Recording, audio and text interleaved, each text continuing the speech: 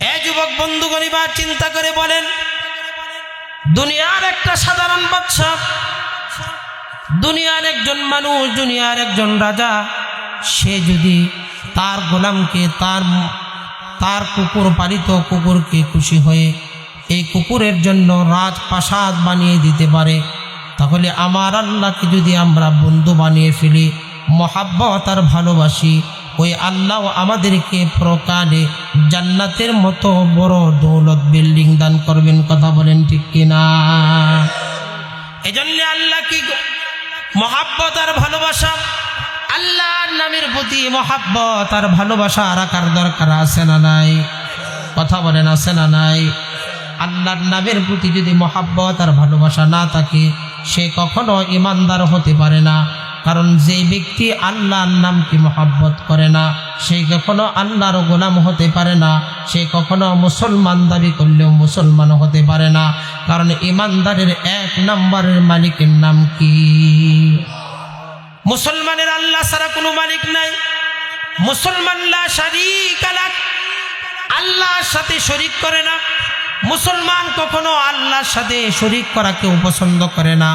কারণ আল্লাহ রাব্বুল আলামিন বলেন, ইন্না শিরকা লাযুলমুন আযীম, নিশ্চয় আমি আল্লাহ তাআলা, যিনি শিরিক করে তারা আমি আল্লাহ তাআলার প্রতি জুলুম করে। এজন্য আল্লাহর উপরে জুলুম যে ব্যক্তি করে, সে কখনো মুসলমান আর মুমিন হতে পারে না। কথা বলেন ঠিক কিনা? ইয়ারফাইল্লাহুল্লাযীনা আমানু ওয়াল্লাযীনা উতুল ইলমা দারাজাত। আল্লাহ রাব্বুল আলামিন বলেন, এই পৃথিবীর মধ্যে যারা বসবাস করে, ইয়ারফাইল্লাহুল্লাযীনা আমানু, যারা ঈমান এনেছে এবং যারা জ্ঞান অর্জন করেছে অর্থাৎ আলেম হয়েছে, আল্লাহ রাব্বুল আলামিন বলেন, এই দুই ব্যক্তিকে আমি আল্লাহ রাব্বুল আলামিন এত মর্যাদা দান করব, এত মর্যাদা দান করব, মানুষ কখনো কল্পনাও করতে পারে না। সুবহানাল্লাহ। তাহলে আলেমের পাশাপাশি ইমানদারের দাম আছে না নাই? সবাই বলেন, আছে না নাই? এ দুনিয়ার মুসলমান ইমানদারেরা, আল্লাহর গোলামেরা, আল্লাহর প্রতি মহাব্বত আর ভালোবেসে বলো, আল্লাহকে এক হিসাবে বিশ্বাস করো কি করো না? করেন কি করেন না? যে ব্যক্তি আল্লাহকে এক বলে বিশ্বাস করবে না, যে ব্যক্তি আল্লাহকে ওয়াহদানিয়াতের সাক্ষ্য অর্থাৎ এক সাক্ষ্য দিবে না, সে কখনো আল্লাহর গোলাম হতে পারে না। কথা বলেন ঠিক না বেটি? এজন্য আল্লাহর ওয়াহদানিয়াতের সাক্ষ্য সকলের দেওয়ার দরকার আছে না নাই?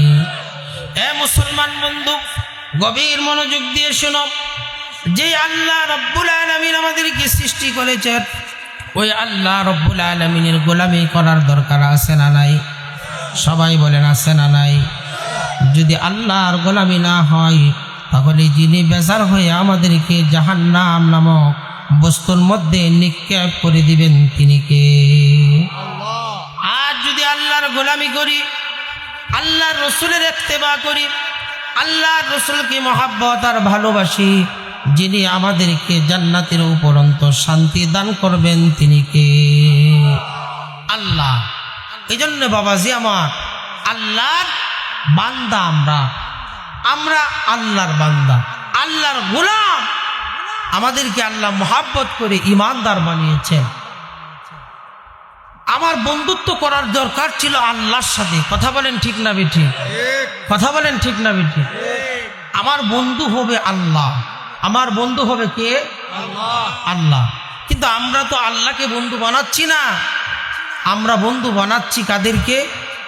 যারা নামাজ পড়ে না, রোজা রাখে না, হজ ঠিক মতনে আদায় করে নাই, যাকাত ঠিক মতনে দেয় নাই, টাকাওয়ালা পয়সাওয়ালা নেতা নেত্রী, তাদেরকে আমরা বন্ধু বানাচ্ছি। অথচ আমার মূল বন্ধুর নাম কি? সবাই বলেন, মূল বন্ধুর নাম কি?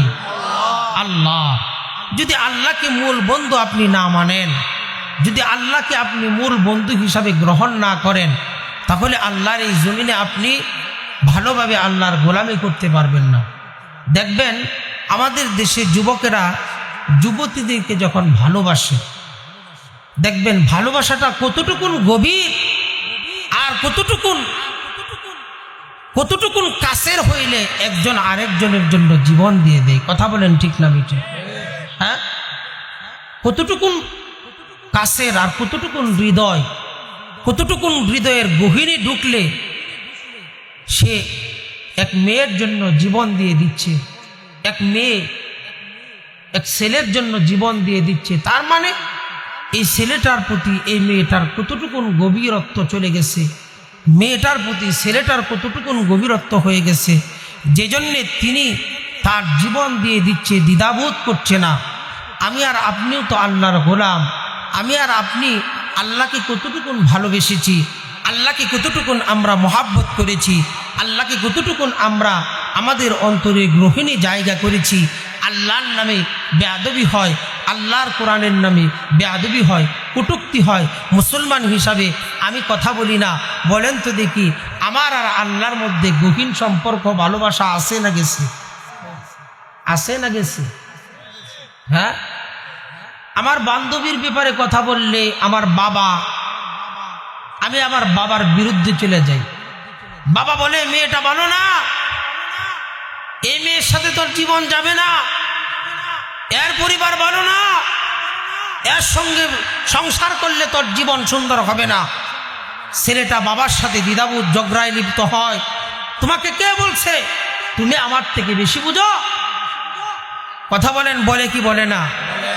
তে কতটুকুন ভালোবাসা হলে প্রেমিকার কারণে বাবার সাথে বেয়াদবি করে ফেলেছে। ও মুসলমান যুবকেরা আমার, একটু ইমানের তাজাল্লি দিয়ে বলেন, আমার আর আপনার অন্তরের মধ্যে যে আল্লাহর প্রতি ভালোবাসা, সেই ভালোবাসাটা কি এতটুকুন মহাব্বত আর গভীরে আছে? কথা বলেন, আছে? যদি থাকতো তাহলে তো আমার সামনে কোরআনের বিরুদ্ধে কথা বললে সেটাকে আমরা সহ্য করতে পারতাম। কথা বলেন ঠিক না বেটি? হ্যাঁ, কেউ অপমান করলে তার কথা বলতে পারতাম। এজন্য চলুন না আমরা আল্লাহকে ভালোবাসি। পারবো তো ইনশাআল্লাহ? পারবেন তো ইনশাআল্লাহ?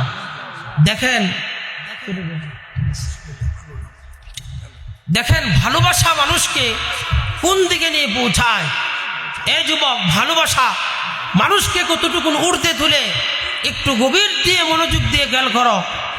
হাইয়াতুল হাইওয়ান নামক কিতাবের মধ্যে এসেছে এক ব্যক্তির ঘটনা।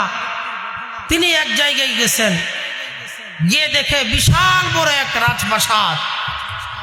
আমার কথা আপনারা শুনছেন? বিশাল বড় এক রাজপ্রাসাদ। তিনি এই রাজপ্রাসাদের মধ্যে ঘুরতেছেন। ঘুরতে দেখে এত সুন্দর করে সাজানো, এত সুন্দর বিল্ডিং তার চোখে আর পৃথিবীতে দেখে নাই। সে ঘুরতে চিন্তায় করছে যে এই বিল্ডিংটা বানালো কে, এই বিল্ডিংটার নির্মাতা কে, এই বিল্ডিংটা কে বানালো, কারণটা কি, কি উপকারে বানালো, এটার প্রেক্ষাপট কি, এটা জানার দরকার আমার। তিনি বিল্ডিংটাতে ঘুরতেছেন আর চিন্তা করতেছেন। কিছু দূর যাওয়ার পরেই দেখে লেখা আছে, এই বিল্ডিং এর রহস্য যদি জানতে চাও তাহলে অমুক গ্রামে চলে যাও।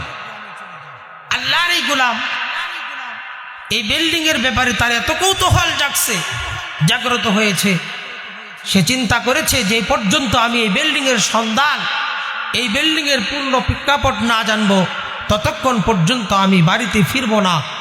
সে ওই যে এলাকার নাম বলা আছে, লেখা আছে, ওই এলাকার দিকে চলে গিয়েছে।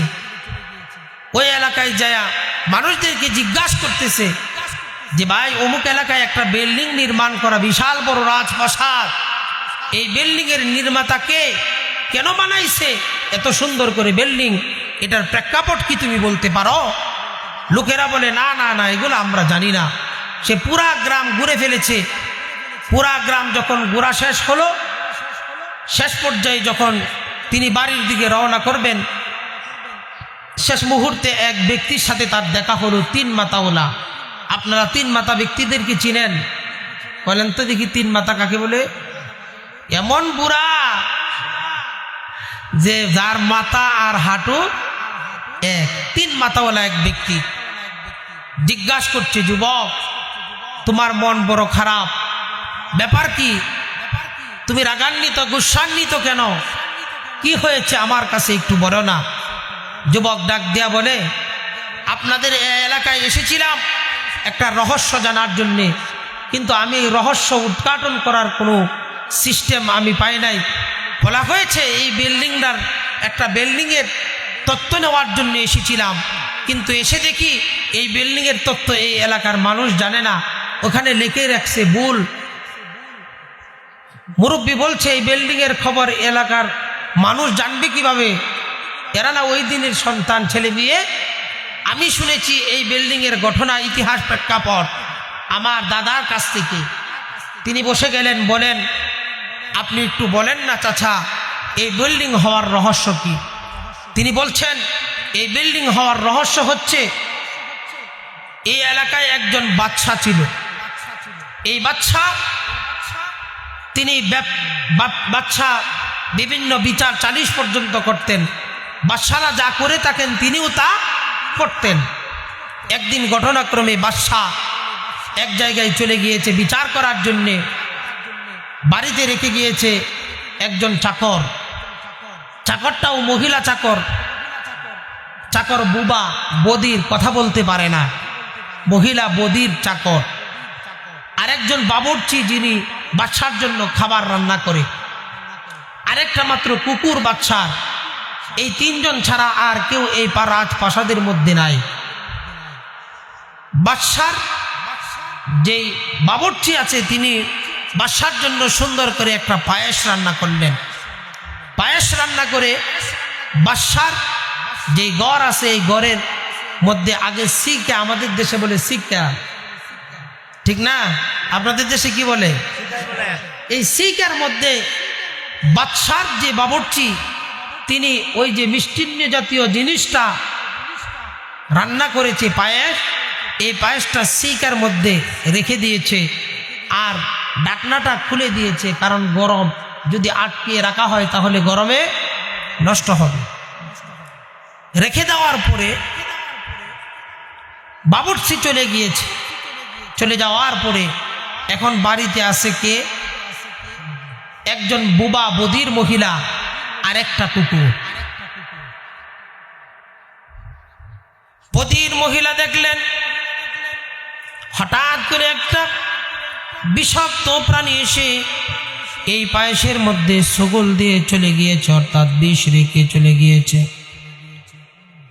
বিষাক্ত সাপ যখন বিষ রেখে চলে গিয়েছে, বাদশা বাড়িতে এসেছে।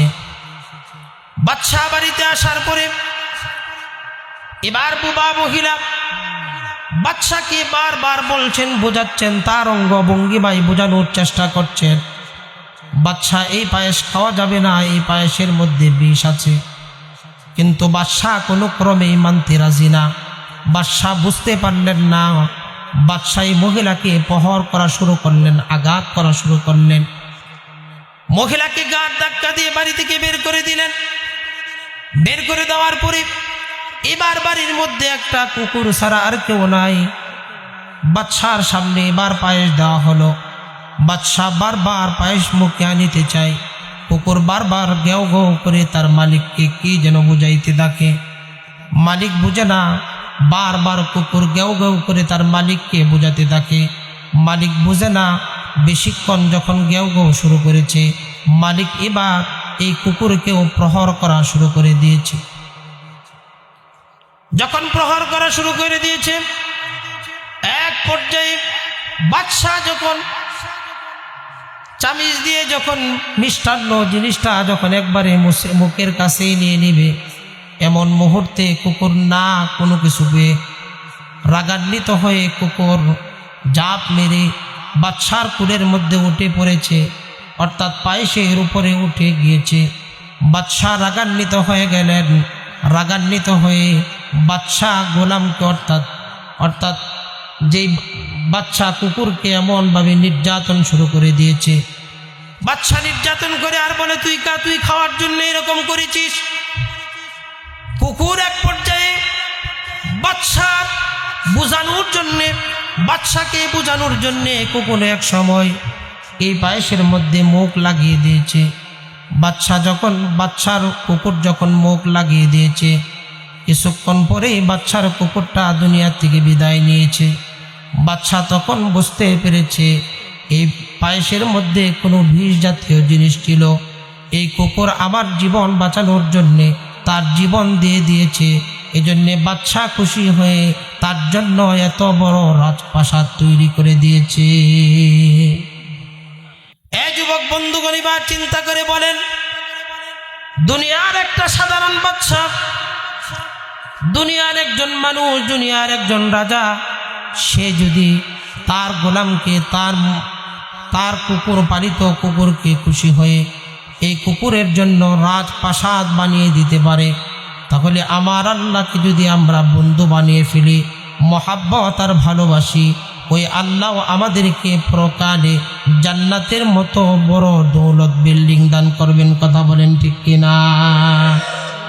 এজন্য আল্লাহ কি মহাব্বত আর ভালোবাসা, আল্লাহর নামের প্রতি মহাব্বত আর ভালোবাসা রাখার দরকার আছে না নাই? কথা বলেন, আছে না নাই? আল্লাহর নামের প্রতি যদি মহাব্বত আর ভালোবাসা না থাকে, সে কখনো ইমানদার হতে পারে না। কারণ যে ব্যক্তি আল্লাহর নামকে মহাব্বত করে না, সে কখনো আল্লাহর গোলাম হতে পারে না। সে কখনো মুসলমান দাবি করলেও মুসলমান হতে পারে না। কারণ ইমানদারের এক নম্বরের মালিকের নাম কি? মুসলমানের আল্লাহ ছাড়া কোনো মালিক নাই। মুসলমান লা শারীকা লাহ, আল্লাহর সাথে শরীক করে না। মুসলমান কখনো আল্লাহর সাথে শরীক করা কেউ পছন্দ করে না। কারণ আল্লাহ রাব্বুল আলামিন বলেন, ইন্না শিরকা লাযুলমুন আযীম, নিশ্চয় আমি আল্লাহ তাআলা, যিনি শিরিক করে তারা আমি আল্লাহ তাআলার প্রতি জুলুম করে। এজন্য আল্লাহর উপরে জুলুম যে ব্যক্তি করে, সে কখনো মুসলমান আর মুমিন হতে পারে না। কথা বলেন ঠিক কিনা? এজন্য শিরিক থেকে বেঁচে থাকার দরকার আছে না নাই? আমাদের দেশে শিরিক আছে না নাই? কথা বলেন, আছে না নাই? শিরিক আছে, দেখেন না, মাজার আর গাজার আছে না নাই? এখন মাজারে আর জিকির হয় না, এখন মাজারে হয় হো ও হো ও হো ও। কথা বলেন ঠিক না বেটি? গাজা খায়া উল্টে পড়ে দিছে। কয় তুমি কোথায় আছো? কথা কয়, আছে না নাই? গাজা খায়া উল্টা পড়ে রয়েছে। কয় তুমি কোন জায়গায় আছো? ও এটা জায়গা হইল। কয় তোমার রবের নাম কি? ও। কয় তোমার নবীর নাম কি? ও। তুমি সকালবেলা কি দিয়ে খেয়েছ? ও। আছে না নাই? কয় কিসের খাবার, কিসের কি? গাঞ্জা ছাড়া কোনো খাবার নাই। আছে না নাই? কথা বলেন, আছে না নাই? মুসলমান বন্ধু, আগে মাজার গুলাতে হতো জিকির, আর এখন মাজার গুলাতে হয় গাঞ্জার আসর। কথা বলেন ঠিক কিনা? আগে গাঞ্জার আসর হতো না, আগে মানুষ গাঞ্জাই চিনত না, আর এখন গাঞ্জা মানেই মাজার। কথা বলেন ঠিক না বেটি? আগে মাজার মানেই মনে হতো আল্লাহর গোলামদের স্থান। কথা বলেন ঠিক না বেটি? আর এখন গাজা মানেই বোঝা যায় মাজার ছাড়া গাজা নাই। তার মানে বোঝা গেল এখনকার মাজার আর আগের মাজার ঠিক নাই। কথা বলেন ঠিক কিনা? মাজার আর গাজা এটা দেখবেন একই রকম হয়ে গেছে। মাজার যেমন মাজারে গিয়ে জিয়ারতের নামে কি করে? পূজা করে। আবার দেখবেন জিকিরের নামে গিয়া গাজা টানে। কথা বলেন ঠিক না বেটি? কয় আর কি হয়েছে? আল্লাহর দেনে পাগল হয়ে গেছে। কি হয়েছে? কয় আল্লাহর দেনে পাগল। আর জোরে বলেন নাউজুবিল্লাহ। হুজুর কইছে নাউজুবিল্লাহ। টাঙ্গাইলের দারিয়াপুর ইউনিয়ন, সখীপুর থানা, ফাইলা পাগলার মাজার। ফাইলা পাগলার আল্লাহর গোলাম একদিন ওইখানে গিয়েছে। তো আমি এইটার পাশ দিয়ে মাহফিলে যাইতেছি, ওই গাড়ি এত সুন্দর করে সাজানো, যাই দেখিছে এটা কি? গিয়া দেখি মাজার এত সুন্দর সাজানো। আহা, হৃদয়টা জুড়িয়ে যায়, জুতাগুলা খুলে যায়, মাটি পাড়া দিয়ে দিয়ে মাজার খাজা বাবার ঘরে যায়। নাউজুবিল্লাহ। যাওয়ার পরে আমি ওখান থেকে বের হলাম, বের হয়ে এক ব্যক্তিকে জিজ্ঞাসা করলাম, লুঙ্গি কিনতেছি। কি কিনতেছি? লুঙ্গি। মাজারের পাশে এক বাজার, লুঙ্গি। তে দোকানদারকে দেখলাম আল্লাহওয়ালা মানুষ, অর্থাৎ নামাজি, দাড়ি আর টুপি আছে। তে আমি আল্লাহর গোলামকে বললাম, বাবাজি আপনাদের এলাকায় একটা বহু আশ্চর্য জিনিস দেখছি। কয় কি হুজুর? যে ফাইলা পাগলার মাজার।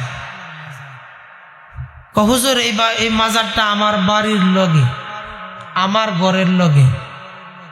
আরো আশ্চর্য হবেন হুজুর, আমি এই মাজারের খাদেম। তা আমি বললাম, ভাই আপনি খাদেম হলেন কিভাবে? তিনি বললেন, এখানে একটা জঙ্গল ছিল, গভীর জঙ্গল। এই জঙ্গলের মধ্যে এক পাগল, সে রাত্রি দিনের বেলা করি ব্যস্ত, করি আছে না বাচ্চাদের গলায় জোলা করি, এই করি বিক্রি করত।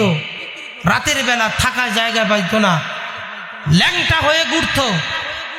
প্রথমে করি বিক্রি করত, আস্তে আস্তে লোকটা পাগল হয়ে গেছে, ল্যাংটা হয়ে ঘুরত। এই লোক সারাদিন মানুষকে বকাবাদ্দি করে, গাল মন্দ করে, রাত্রে এসে জঙ্গলের মধ্যে এই জায়গায় বসে থাকত।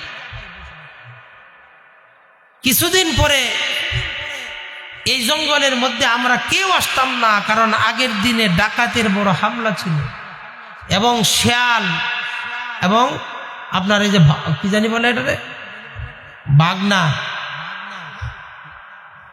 বান্দর। জঙ্গল তো বান্দর, জঙ্গল তো বান্দরের হামলা দিত, এই জন্য আমরা দিনেও আসতাম না। কিছুদিন দেখি এই পাগলের খোঁজ পাওয়া যাচ্ছে না। সবাই মুরব্বীরা খুঁজতে খুঁজতে এই পাগল কোথায় গেল। মানুষের বাড়িতে দাঁড়ে দাঁড়ে ঘুরে খাবার খাইতো, ল্যাংটাই ঘুরতো, মানুষ গালি দিলেও তাকে ভালোবাসত।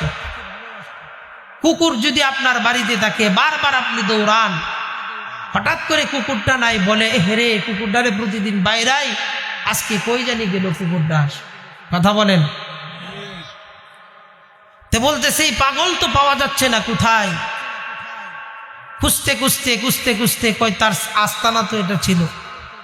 গিয়ে দেখে সেখানে এই পৃথিবীর বিদায় নিয়ে সে চলে আছে, তার লাশ থেকে দুর্গন্ধ শুরু হয়েছে, ল্যাংটা উলঙ্গ হয়ে পড়ে আছে। তাকে সেখানেই দাফন করা হয় মাটি দিয়ে। চারিদিকে গাছ গাছালি, কেউ কোনোদিন এই কবরের পাশে আসে নাই। হঠাৎ করে এক শালু কাপড়ওয়ালা ব্যক্তি এখানের কাছাকাছি যে গাছগুলা, এগুলা কাইঠা বলতেছে এখানে আল্লাহর ওলি শহীদ আছে, এখানে আল্লাহর ওলি শহীদ আছে। কথায় কথা মনে হয় আল্লামা তাফাজ্জুল হক হবিগঞ্জি তিনি বলছিলেন, এক লোক বাজার করে বাড়ি থেকে রওনা করছে, বাড়ির থেকে বাজার থেকে বাড়িতে যেতেছে, তো চাল কিনে নিয়ে গেছে পলিথিনের মধ্যে। তো কিছু দূর যাওয়ার পরেই এই পলিথিন ছিঁড়ে গেছে, ছিঁড়া যে চাল মানে পলিথিন থেকে চাল একটা গোবরের মধ্যে পড়ে গেছে। আল্লাহর এই গোলাম চিন্তা করছে, গোবরের উপরে চাল পড়ছে, এই চালগুলা আর তুলে নিব না। আল্লাহর এই গোলাম চলে গেছে। বাজার থেকে আরেক ব্যক্তি যাইতেছে, কয় রে গোবরের উপরে চাল। এই ব্যক্তি সুন্দর করে পুরা গোবরটারে ডাইকে দিচ্ছে, ডাইকে দিয়া দুইটা পেঁয়াজ রাইখে চলে গেছে। আরেক ব্যক্তি বাজার করে যাচ্ছে, কইতাছে এনে পেঁয়াজ আর চাল পরে আছে, আমি দুইটা কাঁচামরিচ দেয়া দিলে দুইটা কাঁচামরিচ। এই দৃশ্য এক পাগল দেখছে, ল্যাংটা পাগল। কি পাগল? ল্যাংটা। এই ল্যাংটা পাগল দেখে বলতেছে, কিরে ব্যাপার কি? সবাই শুধু দেখি এই গুরুপরের উপরে দিয়া যা, তার মানে আমি ওই জায়গায় গিয়ে বসি, তে আমারেও দেয়া যাবে। ল্যাংটা গিয়ে বসছে, ল্যাংটা বৈশা বলতেছে যে এখানে আল্লাহর ওলির মাজার আছে, দেখো না এই যে চাইল ডাইল এগুলা কুদরতি ভাবে জমিন থেকে উঠতেছে। নাউজুবিল্লাহ। লোকেরা বলছে তুমি তো ল্যাংটা, তুমি তো নাপাক, তুমি তো অপবিত্র, তোমার তো দেহ সতর ডাকা নাই, সতর ডাকা নাই, এই জায়গায় আল্লাহ আসে কিভাবে? সে বুদ্ধি কাটায় বলে, আরে আমার ল্যাংটার মধ্যে তোমরা যা দেখতেছ এটা সাধারণ জিনিস না, এ